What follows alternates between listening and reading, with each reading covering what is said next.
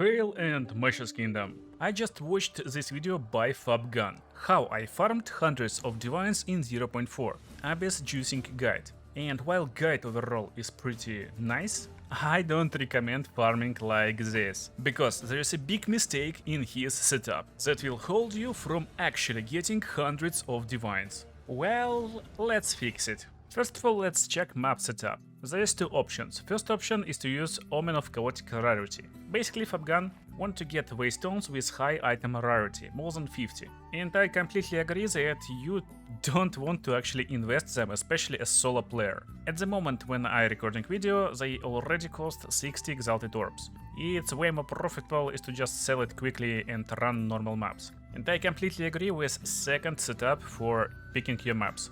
Basically, you want to search for modifier in the search section of your stash tab and then pick every map that got rare monsters have one additional modifier. If you don't like to play these Waystones, they can be sold for like 70-50 Exalted Orbs pretty easily, but it's one of the best Waystones possible. And on this Waystone we just milk it completely with Exalted Orbs and play like this.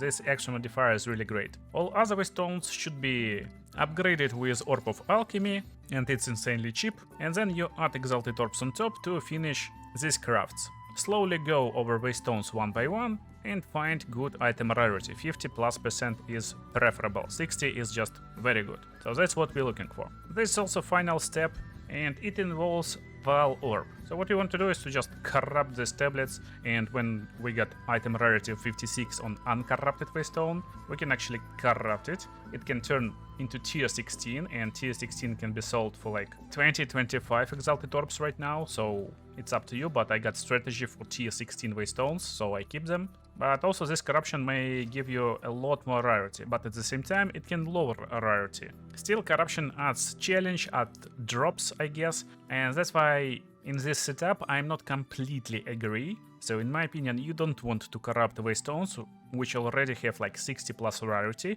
You want to corrupt all other Waystones. This way you save a little bit of Val Orbs, and also you will get chance to get more rarity. So still, it's not like mistake, it's completely fine, it's cool. Then, tablet setup. We're looking to run these modifiers at minimum. Increase difficulty and rewards for each closed bid. Strongly agree, that's best mod, and that's how you want to work on these mods. You will see loads of Abyss tablets in your stash tab when you collect them, and while you can drop Orb of Alchemy on top, actually the better way is to get Augmentation and Transmutation Orbs in.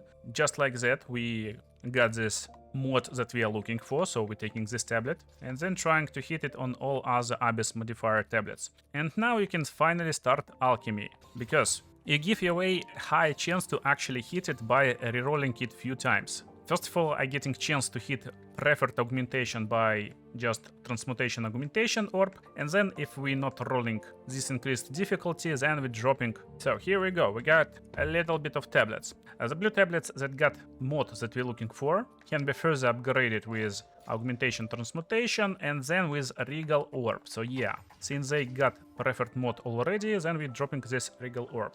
Keep in mind, there's prefix which gives you increased gold found on the map, and that's something I like to avoid. That's why I like to use exactly the strategy that I'm showing you right now, because now we have tablets with just 3 mods, some of them. For example, this one got just 3 mods. With increased effectiveness, additional Rogue Exile, Abyss modifier have increased difficulty and reward closed pit, so that's cool. But if this tablet got 1 prefix and 2 suffixes, I would stop crafting it. Right now we can drop Exalted Orb and see what will happen, because in suffix we're always getting some crazy modificators, and this tablet is just super OP. I would say this tablet worth like 5 Divine Orbs at minimum, because we can juice it pretty hard. But this, for example, got open prefix, and I would stop, because if I drop Exalted Orb right now, I get a chance to roll plus gold, and plus gold, exactly what I rolled right now, is actually awful, because it loses value, it loses loads of currency drops and other stuff. Anyway, tablets are good, tablets are ready, and technically here there is no mistake, and if you follow this road, well, you will be fine. But here's the bad part. Basically, you're looking for this increased difficulty, then you want 2 tablets with increased chance to spawn additional abysses, so you will have more monsters and more rewards, and all 3 tablets should have increased effectiveness. because effectiveness will give you a lot more drops. Monsters will be beefier, but give you loads more experience, loads more loot drops, and loot is better. So that's the idea. Also, you can replace one with item rarity. That's pretty good. So nice strategy. But here's a big mistake Fubgun shows when he actually explains how to use this strategy. So he shows that he using this Overseer Precursor tablet with effectiveness, with rarity, and guys, I need to thank Fubgun for this video, because yesterday I found loads of these boss tablets lying in my stash tab, waiting for exactly this moment when one of the big streamers will make this mistake. And I sold loads of them for loads of divines, and don't get me wrong, it's not really bad. If you use tablet with increased effectiveness, increased rare monsters, and it's boss tablet, it doesn't matter what tablet it is actually, it's really okay. But here's idea that Fubgun explains. When you use this tablet, he using this exact Atlas setup. Increased quantity of items, quantity of Waystones, followed by one of the resources we like. So he picked shrines. I'm playing with essence because I farming essences right now. And most importantly, you want to pick these two nodes. First one will give areas with powerful mob bosses have 30% chance to contain corruption when entered. Corruption is a good stuff because it basically make area corrupted with more rewards. Corruption adds difficulty, therefore we will get more rewards. Totally legit. But also, he states exactly over here that he likes these organized forces because non-irradiated areas with powerful mob bosses have +1 level, which is kinda smart, yeah? So this area is not irradiated. When you drop tablet, you will see monster level, and Waystone tier 14 will give us monster level 78. That's level of monsters in this area. Now, if we drop precursor tablet of Overseer in this map, what should happen? Overseer tablet empowers the map boss. Empowers means empowering mob boss to upgrade it to a powerful mob boss. Therefore, this powerful mob boss should benefit from these nodes over here on Atlas tree. Non-irradiated areas with powerful mob bosses have +1 level and chance to have corruption.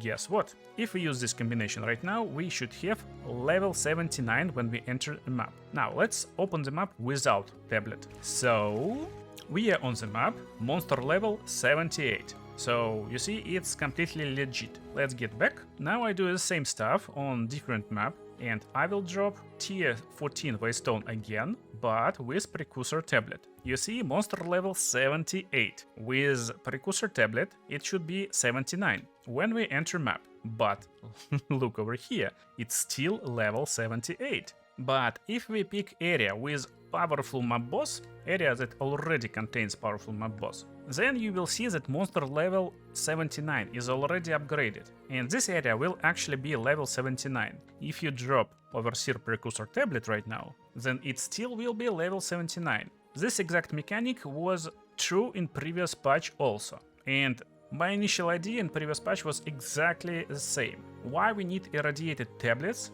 if we can always have powerful mob bosses? And that's what I like actually. I like powerful mob bosses. But in reality you don't need them, because if you just drop irradiated tablet, and as you saw, monster area was level 78, when we open map, it will be 79. So yeah, we're not lagging, and that's actually big. In my opinion, GGG messed up. Yeah. It should not work like this. By the way, if you do exactly the same stuff on map boss with powerful mob boss, then this irradiated tablet won't work. So monster level 79, we got irradiated tablet inside. Can we have +1 level? No, it's still level 79. And that's insanely big. So in reality, corruption is great, but it's just 30% chance for corruption. And if you really want this corruption, then that's nice Atlas setup anyway. But if you don't care about corruption, you actually can skip powerful mob bosses, and instead you can add rarity of items dropped by mob bosses, which will give us better chances to get golden passage and other cool uniques from mob bosses, and you can add even extra content. So I like to add like strong boxes. This is weird setup for bosses, but it actually works, and it gives you loads of essences, loads of strong boxes, and if you supply it with Atlas, maybe you add a little bit of researcher strong boxes for currency, it actually gives nice results and nice drops. Another fun option is to just drop all map boss difficulty and try to play a game like this.